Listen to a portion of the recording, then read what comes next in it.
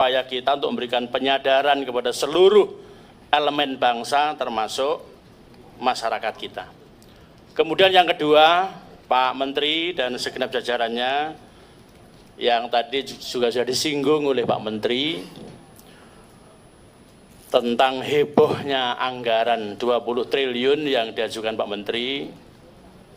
Tentu kita semuanya bisa berharap agar seluruh program-program yang akan kita laksanakan itu bisa tercukupi anggarannya. Tapi persoalan kita adalah kemampuan anggaran kita yang terbatas. Sehingga Pak Menteri kami sarankan harus membuat program yang prioritas dari beberapa yang prioritas, artinya yang sangat-sangat prioritas, sehingga tidak membebani anggaran kita ke depannya. Karena Pak Prabowo dalam pidatonya tanggal 20 Oktober kemarin, beliau menekankan banyak hal terkait dengan pengentasan kemiskinan, terkait dengan pemberantasan korupsi, terkait dengan penyediaan lapangan pekerjaan bagi pengangguran, yang itu juga merupakan hal-hal yang sangat prioritas. Oleh karena itu Pak Menteri sekali lagi boleh mengajukan anggaran, tapi harus betul-betul prioritas dan terukur dengan baik untuk menyelesaikan persoalan HAM yang ada di tengah-tengah kita. Terima kasih Ketua. Assalamualaikum warahmatullahi wabarakatuh. Waalaikumsalam. Lanjut ke Demokrat. PAN dulu atau Demokrat dulu? Lanjut PAN dulu. Izin pimpinan, sesuai nomor urut perolehan suara, PAN dulu gitu. Masuk barangnya. Makasih Pak Menteri. Assalamualaikum warahmatullahi wabarakatuh. Ini saya lihat tadi pemaparan dari Pak Menteri yang telah dipaparkan tanpa teks. Saya pikir apalagi Presiden kita ini kan backgroundnya militer. Mungkin ke depan ini kita harus lebih HAM-nya memang harus diperbanyak. Sipil aja presidennya sudah begitu ya, orang kebablasan ngomong, seenaknya ngomong. Nah, ini saya khawatirnya justru ke depan ini pelanggaran HAM ini sedikit akan lebih banyak, nanti ujung-ujungnya dibilang orang ngomong bebas, dibilang teroris lagi. Nah, ini memang tadi anggaran memang 20 triliun sih nggak besar untuk negara Republik Indonesia. Yang penting ada sekolah prioritas dan breakdown kemana harus apa dulu yang dibangun tadi, pembangunan ya, pembangunan sarana fisik dan mental yang memang harus dibuat Pak Menteri. Saya pikir kita sangat setuju. Dan memang kalau kita lihat ke belakang, kita nggak ada selesainya masalah pelanggaran HAM. Kita, tadi rekan saya sebelah juga masalah pelanggaran ke belakang ini, kita nggak akan maju negara kalau kita kembali ke belakang lagi untuk pelanggaran HAM ini. Dan memang ke depan yang kita lihat bahwa negara kita ini melindungi hak asasi, tapi hak asasi yang Pancasila tentunya. Mungkin itu dari fraksi PAN, Pak Ketua. Terima kasih. Assalamualaikum warahmatullahi wabarakatuh. Terima kasih Bang Storus. Lanjut Demokrat, Mas Rinto. Ketua. Pak Menteri, Pak Natalius Pigai yang saya hormati, Pak Wamen. Kami Komisi 13 bermitra dengan Menteri Hak Asasi Manusia.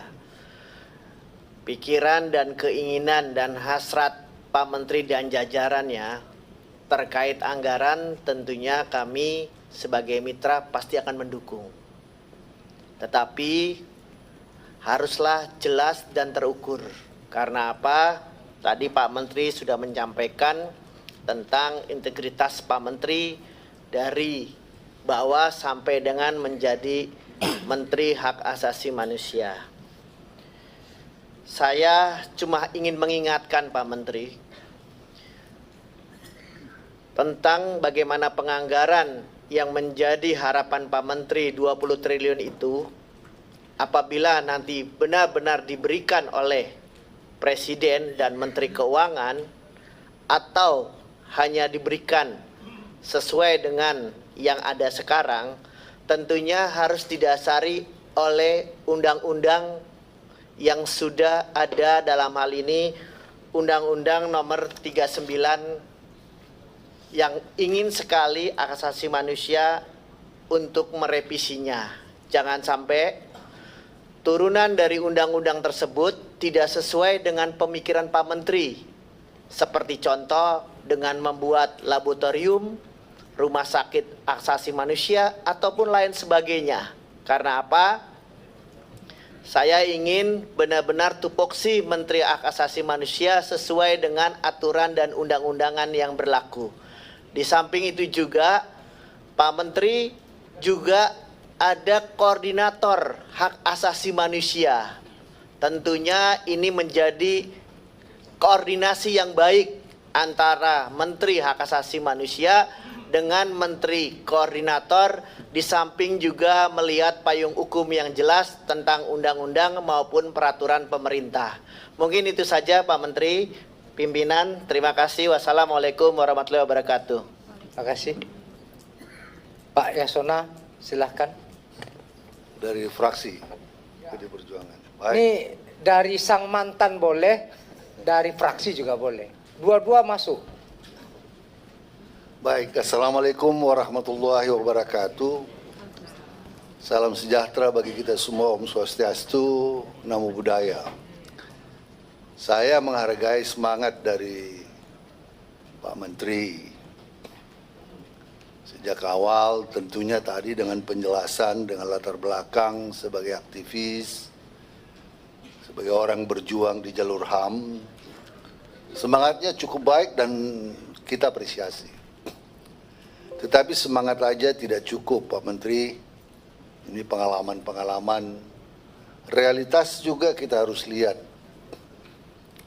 Saat ini APBN kita kemarin defisitnya sekitar 600 ya.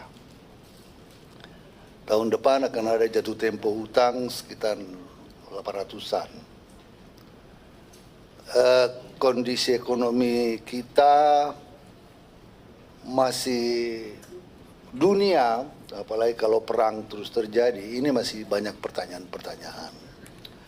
Maka saya kira apa sebab teman-teman dan banyak masyarakat kaget dan lompatan angka itu sangat besar. Ideal mungkin saja ideal, tetapi realitas harus juga kita lihat. Kementerian HAM bagian dari Kementerian Hukum dan HAM zaman saya 10 tahun 3 bulan saya 10 tahun kurang 3 bulan saya di sana. Sekarang tahun 2024 anggarannya itu semua 18,3 triliun. Yang paling besar Direktorat Jenderal Pemasyarakatan dengan hampir 35.000 pegawai existing. Itu Kang Agun tahu lah. Di Jenpas dengan segala kompleksitasnya itu hanya sekitar 5 triliun. Kalau saya tidak silap 5 lebih. Imigrasi dan lain-lain. Maka barangkali apa yang disampaikan teman-teman barangkali perlu fokus, perlu lebih tajam membuat uraian-uraian di dalam program. Jangan nanti semangat Pak Menteri realitasnya jauh dari harapan dalam pembahasan-pembahasan anggaran. Pertarungan-pertarungan anggaran di kementerian, lintas kementerian dengan Kementerian Keuangan dan lain-lain bisa membuat Pak Menteri bisa patah arang. Harus realistis. Nah, itu yang pertama. Yang kedua yang ingin saya tanyakan, tadi Pak Menteri mengatakan bahwa skor penegakan HAM, pemajuan HAM di Indonesia ini 28. Masih tinggi Vietnam, masih tinggi Laos. Ini kan memang Vietnam kita tahu baru belakangan ini negara komunis, tapi ekonominya saya baru berkunjung ke sana, sangat baik sekali. Menurut Pak Menteri, apa yang menyebabkan ini? Apa yang menyebabkan kita tidak bergerak dalam skornya ini? Itu yang pertama. Sehingga nanti bedahnya kasusnya itu bisa kita lihat untuk langkah-langkah ke depannya. Yang kedua, kami, ini ada Pak Dirjen HAM, Dahana, melalui keputusan Presiden nomor 17 tahun 2022 dibentuk tim penyelesaian pelanggaran HAM non-yudisial. Tadi Pak Ayub ya, Pak Ayub menyampaikan kita kick off program itu 13 peristiwa HAM berat. Nah, ini nanti barangkali jangan sampai berbeda pendapat dengan Pak Menko Hukum, Pak Yusril, karena ada statement beliau juga kemarin. Antara Bapak dengan beliau harus duduk bersama dulu supaya ada kesepakatan, jangan nanti tidak harmoni. Karena ini adalah keputusan pemerintahan yang lalu. Kami dan Pak Menko Polhukam yang sebelumnya untuk pelanggaran ini sudah membuat kerjasama. Ada Presiden mengumpulkan seluruh kementerian lembaga. Jadi pendekatan non-yudisial yang dimaksud tadi dikatakan oleh Pak Ayub, bagaimana masyarakat korban HAM itu mendapat program-program bantuan pendidikan, bantuan ekonomi, bantuan dulu pengalaman kita penyelesaian Talang Sari, kami mulai dengan penyelesaian Talang Sari. Ini ada Pak Dirjen HAM, sehingga model penyelesaian Talang Sari kita lakukan dalam pendekatan non-yudisial.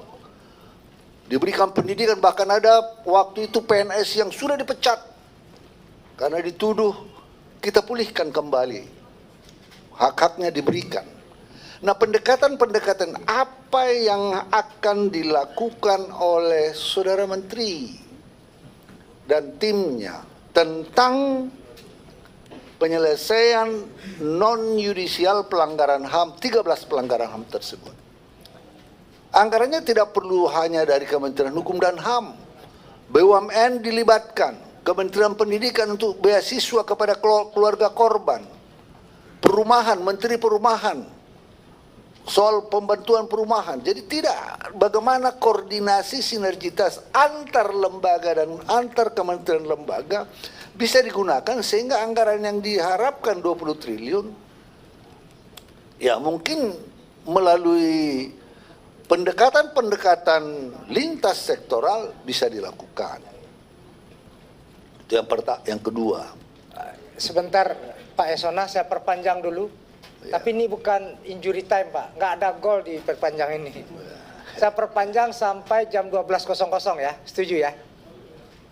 Kedua, nah ini struktur. Jadi dari Kementerian Hukum dan HAM itu sekarang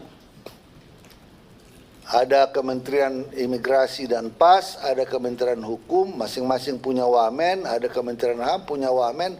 Nah yang saya kaget semuanya punya kanwil. Ini semua, kalau semua punya kanwil, kantornya, biayanya, aparaturnya. Kalau ada pengangkatan PNS, sekarang kita hanya punya sekitar 100 berapa ya? 180, 188. Kalau diangkat 2000 itu belum tahun ini. Dirancang tahun ini, tahun depan. Tes, baru itu realisasi jadi CPNS akhir tahun 2025. Baru go. Masih CPNS. Mengisi struktur-strukturnya dari mana? Nah, ini supaya Pak Menteri tahan napas. Karena ini mengisi struktur yang banyak ini tidak semudah membalik telapak tangan. 2000 itu berarti dia masih CPNS 3A. untuk mengisi dua direktorat jenderal, ya, sekjen, irjen, kanwil. Ini yang kanwil berarti kabit-kabit. Saya dengar hanya eselon 2B, ya. 2B. Ini tentu membaginya bukan persoalan yang gampang dan konsekuensi anggarannya dahsyat sekali. Ini barangkali perlu kita bagaimana Pak Menteri mensiasati perampingan struktur tetapi tetap bisa melakukan tugas-tugas yang diembankan dan rencana kerja yang Bapak lakukan. Kita juga sekarang barangkali ini bisnis dan HAM. Saya mau mendorong terus bisnis dan HAM. Karena beberapa perusahaan-perusahaan baik Pertamina, ada swasta yang sudah barangkali dengan pendekatan-pendekatan seperti ini, ya, ini bisa dilakukan. Bagaimana menggencarkan, bagaimana melakukan ini sehingga komunitas-komunitas bisnis betul-betul dengan indikator masih voluntary bisa dilakukan, bisa digiatkan terus dan ini mendapat pengakuan dalam pertemuan-pertemuan kita dengan dunia internasional itu diakui. Saya kira ini baik dan perlu ditindaklanjuti. Nah, tadi dikatakan ada 8.000 desa dapat 100 juta. Saya agak concern dalam soal-soal ini. Kita pengalaman dengan dana desa, Pak. Pengalaman dengan dana desa, sudah bertahun-tahun kita dana desa, masih tetap banyak dana desa-desa yang tertinggal. Dan apa yang terjadi? Banyak sekali kepala desa yang harus berurusan dengan hukum. Kalau ditelisik, ini dana desa ini hampir barangkali mungkin ada hanya berapa persen kepala desa yang bisa bersih sebersih-bersihnya. Makanya pada pemilu yang lalu banyaklah kepala desa yang menjadi alat penakut, digunakan dengan alat penakut untuk tujuan-tujuan tertentu dalam pemilu. Nggak usah kita bahas di sini. Kenapa? Itu tadi. Jadi saya mengajak Pak Menteri, sebelum sampai ke sana, make it next 3 to 4 years to come, instead of doing it right away. Ya, kita punya program peduli HAM. Ini yang perlu diperbaiki. Indikatornya diperbaiki lebih ketat. Kemudian kasih reward kepada kota sehingga anggarannya dari Pemda. Indikator yang kuat dilakukan oleh Kementerian Hukum dan HAM, dikasih reward kepada Pemdanya yang mendapat kota kabupaten peduli HAM. Koordinasikan dengan Kementerian Keuangan. Saya mau bahwa kota peduli HAM mendapat reward seperti yang dilakukan. Kalau dia anggarannya baik, dia dapat insentif. Apakah berapa sekian, instead of kasih 8 triliun kepada masing-masing kepala desa, hanya sosialisasi. Wah, ini potensial untuk ciapeng kalau katanya di Medan. Ini sangat, jadi ini memangkas beberapa soal-soal yang perlu kita pertimbangkan.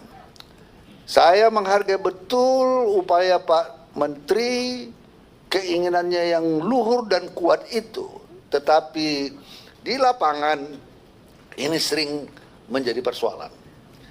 Nah, yang berikutnya Universitas HAM, rumah sakit tadi sudah diangkat, rumah sakit HAM. Saya kira Universitas Pendidikan HAM koordinasikan saja dulu menjadi kurikulum di SD, di SMP, buat kurikulumnya didesain oleh Kementerian HAM. Ya, tidak memberatkan tetapi dia menjadi model yang baik untuk untuk meningkatkan kesadaran HAM dari awal. Investasinya tentunya menjadi investasi jangka panjang. Jadi dari SD tergantung penilaian, tergantung analisis kita mulai dari SD kah, SMP kah, SMA kah. Tapi pastilah yang baik itu dari SD, SMP. Mungkin nanti apakah melanjut ke seterusnya. Jadi kalau rumah sakit saya kira koordinasi aja dengan Kementerian Kesehatan bagi korban-korban pelanggaran HAM mendapat penanganan, ya, daripada kita harus membangun universitas, membangun rumah sakit. Jadi melalui koordinasi antar kementerian ini bisa dilakukan. Impian, imajinasi dari Pak Menteri dapat terwujud melalui orkestrasi yang baik dengan kementerian lembaga. Apalagi Pak Menteri sudah sampaikan bahwa Presiden menyampaikan bahwa ini menjadi sesuatu yang sangat diharapkan. Terima kasih. Wallahul muwaffiq ila aqwamit thoriq. Wassalamualaikum warahmatullahi wabarakatuh. Om Santi. Itu yang pengen kita dengar dari tadi. Bentar ya. Siap. Saya sebelum lanjut ke yang lain menyarankan pada Pak Menteri sesama mantan dan yang sekarang existing, nanti ada forum setengah kamar saja. Bisa diselesaikan. Jadi bagaimana tadi, daripada sewa konsultan bayar mahal. Silakan Kang Agun. Terima kasih pimpinan. Pak Menteri dan Pak Wamen, waktu Bapak menyelesaikan tugas di Kementerian HAM ini sudah kurang dari 5 tahun. Jadi 5 tahun ini waktu yang singkat, Pak. Saya aja yang sudah masuk ke 7 periode ini waktu terasa singkat, Pak. Saya hanya ingin mengingatkan saja. Kementerian HAM hari ini adalah pecahan dari Kementerian Hukum dan HAM yang menjadi 3 kementerian. Saya hanya ingin mengingatkan, jangan sampai waktu yang 5 tahun ini, Pak, habis waktunya hanya ngurus hal-hal yang non tupoksinya, Pak. Mengurus organisasi kelembagaan, mengurus personil, mengurus sarana prasarana, mengurus uang, itu adalah unsur-unsur manajerial yang jadi syarat pencapaian sebuah tupoksi.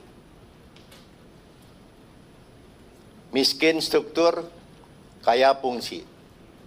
Fakta hari ini, Pak, kementerian kita ini sudah kita terimakan dah sudah. Namun dalam langkah berikutnya kami berharap jangan lalu menambah beban-beban negara.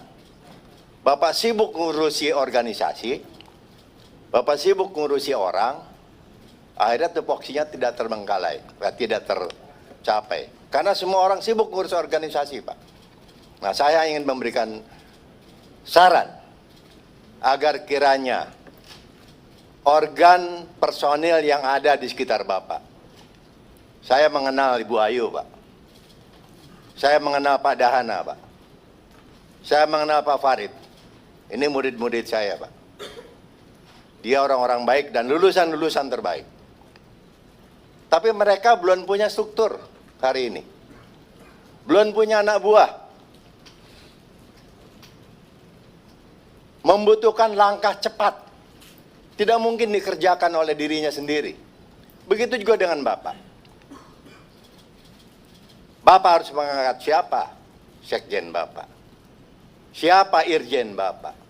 Nah, saran saya, dari 3 kementerian ini paling tidak pada level di bawahnya, Pak, itu masih sering ketemu. Yang dikatakan tadi oleh Pak pimpinan. Jadi tidak usahlah libatkan Pak Yasona, terlalu tinggi itu. Jadi orang-orang yang ada di Kemenkumham, yang sekarang pecah menjadi 3 kementerian, saya minta dalam penyelesaian organisasi ini, tidak jalan masing-masing.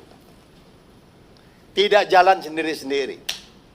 Ajak orang Kementerian Hukum, ajak orang Kementerian HAM, ajak Kementerian Imigrasi dan Masyarakat.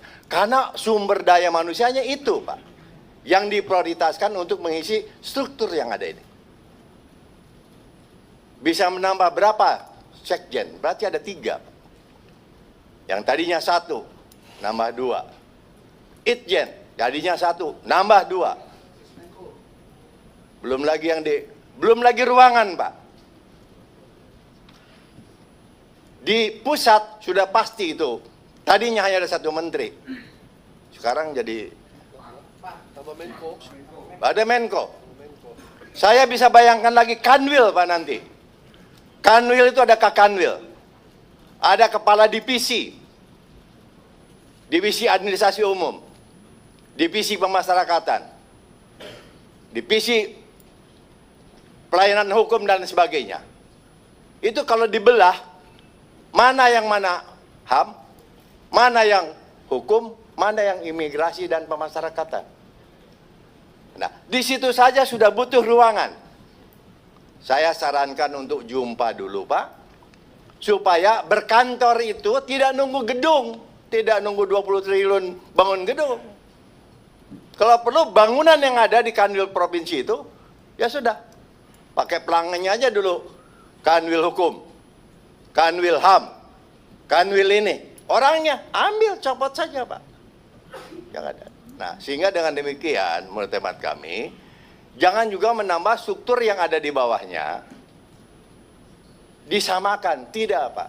Organisasi itu diadakan di atas dasar beban kerja, job analysis. Tidak perlu Kanwil mengikuti provinsi kalau memang tidak ada kerjaannya. Seperti pemasyarakatan dengan imigrasi, jumlah Kanwilnya pasti berbeda. Karena lapas UPT-nya begitu besar, personilnya begitu banyak, imigrasi ada yang tidak ada pelayanan jasa keimigrasian. Karena memang di gunung. Mau ngurusin paspor siapa di gunung? Saya kira ini yang saya sarankan, Pak. Manfaatkan tenaga pendamping Bapak yang ada ini, orang-orang baik, Pak, untuk diberikan penugasan, berjumpa, bertemu dengan di Kementerian Imigrasi Pemasyarakatan, di Kementerian Hukum, supaya mereka tidak tarik-menarik orang, Pak. Pasti rebutan. Pasti ada satu orang yang diminta kemari, ada yang diminta kemari, lebih baik dirembukan, Pak. Demikian, Assalamualaikum warahmatullahi wabarakatuh. Terima kasih Kang Agun. Lanjut ke Bang Andreas. Habis itu Pak Sugiat. Bu Dewi ada? Oke. Silakan Bang Andreas. Baik, terima kasih Pak Ketua, pimpinan, anggota Komisi 13 yang saya hormati. Ini ada menteri sebenarnya, saya harus panggil dia. Kalau kakak menteri dia saya lebih tua jadi. Dan juga Mas Wamen serta seluruh jajaran yang saya hormati. Terus terang, salah satu atau salah dua, salah satu menteri ketika diumumkan kabinet kemarin yang saya senang dan saya bangga itu Natalius Pigai. Dengan ceritanya yang tadi sudah disampaikan, terus terang waktu saya senang dan saya bangga gitu bahwa Natalius kemudian jadi menteri. Karena saya tahu ceritanya juga gitu. Karena beliau ini dulu kami sama-sama di luar pemerintahan, ketika kami di pemerintahan dia tetap di luar pemerintahan, sekarang dia masuk di pemerintahan. Nah, yang saya ingin, dan saya tahu juga gitu, bagaimana kemarin ketika baru mulai start hari pertama atau hari kedua lah, ini Pak Menteri ini sudah teriak soal 20 triliun tadi. Itu strategi ini, aktivis itu kan, membuat ini eye catching biar media itu perhatikan, saya sudah jadi menteri sekarang. Tapi gini, apa yang tadi sudah Bang Loli sampaikan, Pak mantan menteri, Pak senior Kang Agun, juga teman-teman tadi sampaikan, ketika kita ada di tempat, dulu ketika kita ada di dunia aktivis, ketika kita ada di, ya sekarang ada di dalam, di jajaran pemerintahan, tujuannya sama. Tujuannya sama. Saya kira teman-teman tidak akan berubah dari bagaimana perjuangan yang teman-teman lakukan selama ini. Baik Mas Menteri, baik Bung Natalius maupun Mas Menteri. Tujuannya pasti sama, saya yakin itu. Tapi mungkin ya, mungkin. Dan saya pikir strateginya yang harus berubah. Strateginya yang harus berubah untuk mencapai tujuan itu gitu. Dan juga bagaimana implementasi cara dari strategi itu. Karena apa? Karena kalau kita bicara seperti yang Pak Natilius sampaikan kemarin, artinya masih sama. Saya menangkap itu masih sama gitu. Ketika Bung Natilius di luar, Bung Natilius bicara hal yang sama dengan suara yang sama gitu. Saya pikir sekarang ya nanti kita bicara lebih serius nanti kemudian, tapi harus mulai dari dalam. Karena toh kita tahu baik di Indonesia maupun di dunia ini HAM universal itu selalu berhadapan dengan kekuasaan. Dan kekuasaan itu sumbernya ada di dalam siapa yang memegang kekuasaan itu gitu. Nah, bagaimana sekarang, apa itu lihat ke belakang atau lihat ke depan nanti? Hari ini dan ke depan. Saya kira fokuskan pada aspek-aspek itu. Fokuskan pada aspek-aspek. Salah satu contoh yang tadi disampaikan oleh Bang Lalu tadi, ketimbang kita berpikir soal ya membangun kampus yang besar, kenapa tidak masuk di dalam dunia pendidikan? Ketika kita bicara soal bagaimana efisiensi pemerintahan, kenapa tidak masuk ke dalam aspek memberikan reward pada pemda-pemda gitu. Jadi kementerian ini menjadi apa? Lebih menjadi stimulator, bisa fasilitator, stimulator, motivator, ketimbang dia harus menjadi ya eksekutor langsung.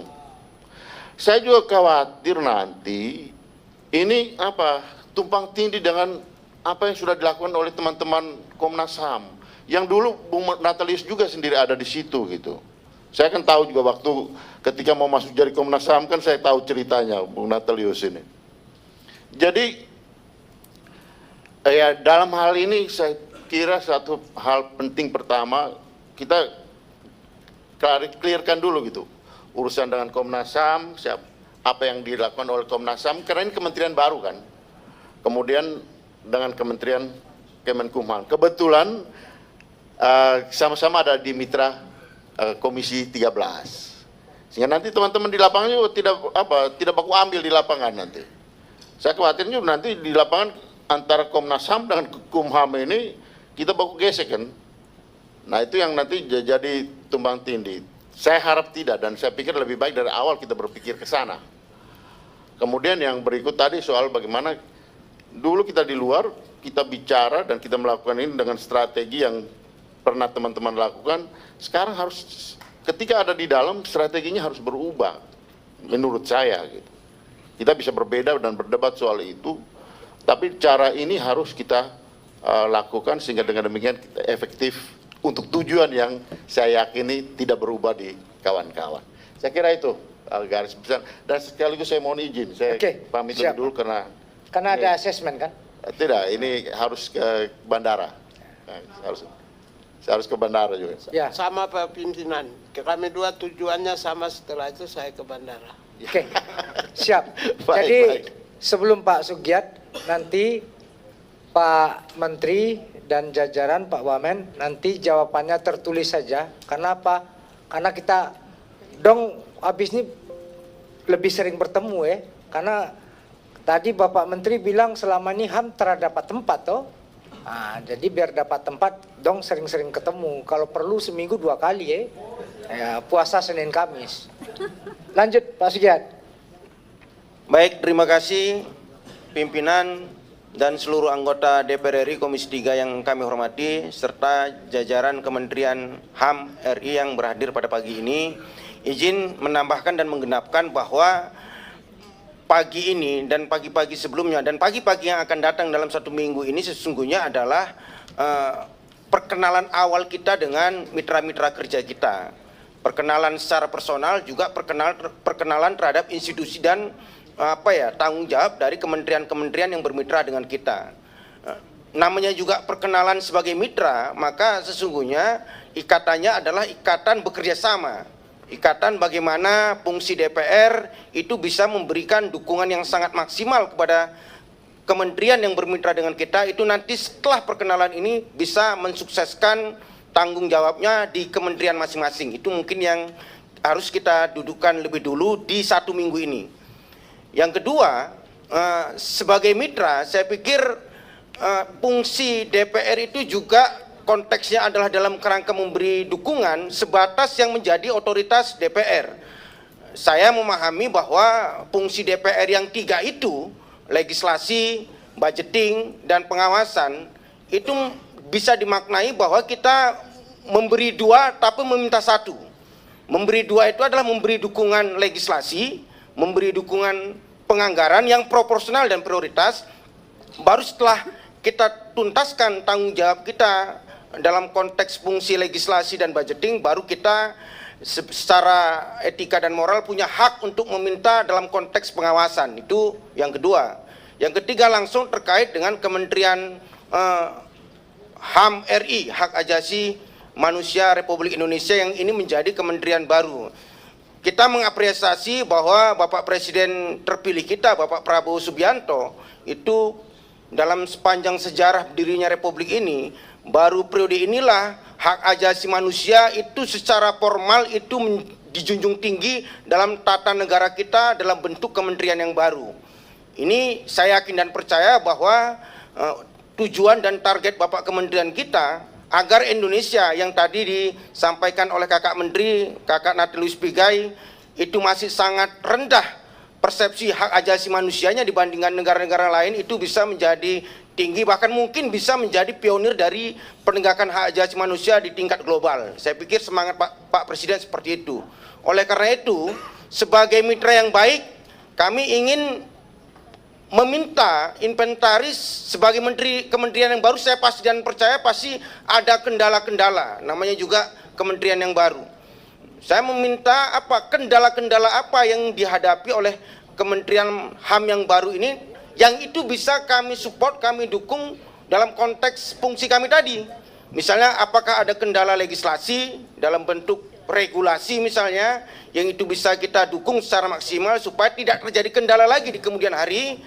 Atau apakah kalau kendala anggaran mungkin pasti adalah, karena itu yang sejak awal menjadi isu yang dilontarkan oleh Kakak Pigai di publiknya. Tapi pasti kami akan memberi dukungan secara proporsional dan prioritas. Tidak juga membabi buta apa yang diminta oleh kementerian, itu akan kami dukung secara total dalam fungsi kami sebagai budgeting.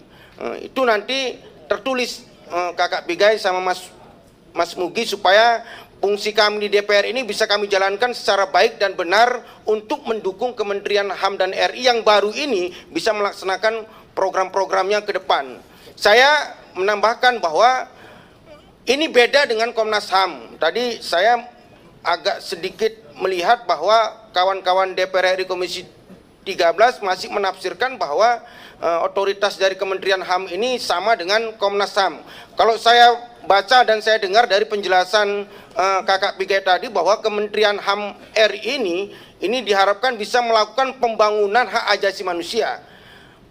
Produknya adalah kebijakan dan program-program yang berorientasi pada pembangunan kesadaran rakyat Indonesia untuk bisa menjunjung tinggi hak asasi manusia. Kalau terkait dengan advokasi kasus-kasus pelanggaran HAM itu menjadi domain dari Komnas HAM, yang juga nanti siang akan kita lakukan rapat perkenalan seperti ini juga. Saya pikir itu sebagai tambahan kami, pimpinan. Terima kasih. Makasih Pak Sugiat.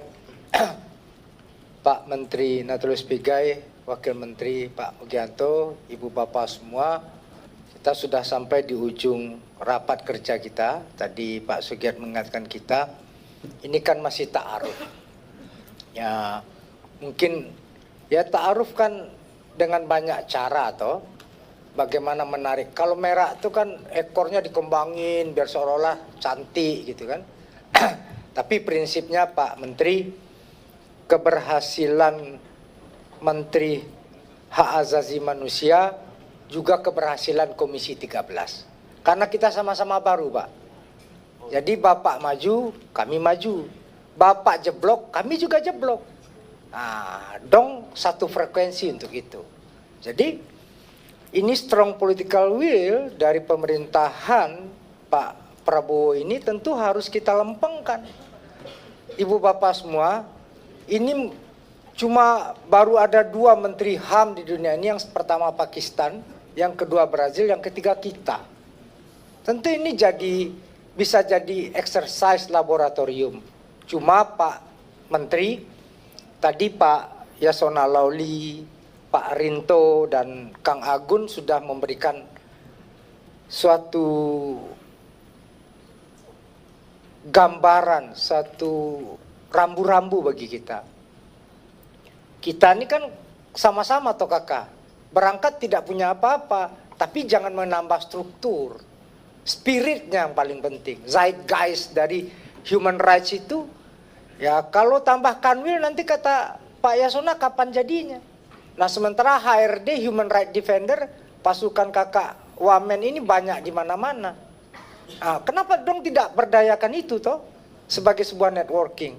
Artinya sosial kapital human rights itu yang kemudian harus kita lihat. Jangan kemudian spirit yang hebat dari Pak Prabowo, spirit yang hebat dari kakak menteri ini terkendala dengan hal-hal yang sifatnya tadi struktur keorganisasian, kata Kang Agun. Nah, prinsipnya 20 miliar itu masih kurang untuk human rights. Iyalah, makan siang bergizi, pendidikan gratis, kesehatan gratis. Apa enggak semua ini human rights semua? Tentu kita harus bisa melihat spirit itu di mana letaknya. Jadi kita sama-sama bisa bekerja sama untuk siang hari ini. Apa yang sudah disampaikan kita cukupkan ini sebagai forum ta'aruf dulu aja. Kita ketemu lagi dalam waktu yang dekat. Jadi kita breakdown ini sembari menunggu perpres yang Pak Menteri sampaikan tadi. Ibu bapak semua, kita tunggu jawaban tertulis dari Pak Menteri karena beliau juga akan ke bandara. Sekian, saya pikir cukup ya. Cukup? Oke. Dengan Pak Menteri kita tunggu jawaban tertulis Pak Menteri, dan kita tunggu Pak Menteri. Kita kalau bisa seminggu 2 kali, di seminggu 2 kali kita ketemu Pak Menteri. Cocok kan? Kalau enggak Pak Menteri ke sini, kami yang ke sana. Oke. Oh, jangan. Terima kasih kakak-kakak semua, Pak Menteri. Wabillahi taufiq wal hidayah. Saya tutup rapat ini. Assalamualaikum warahmatullahi wabarakatuh.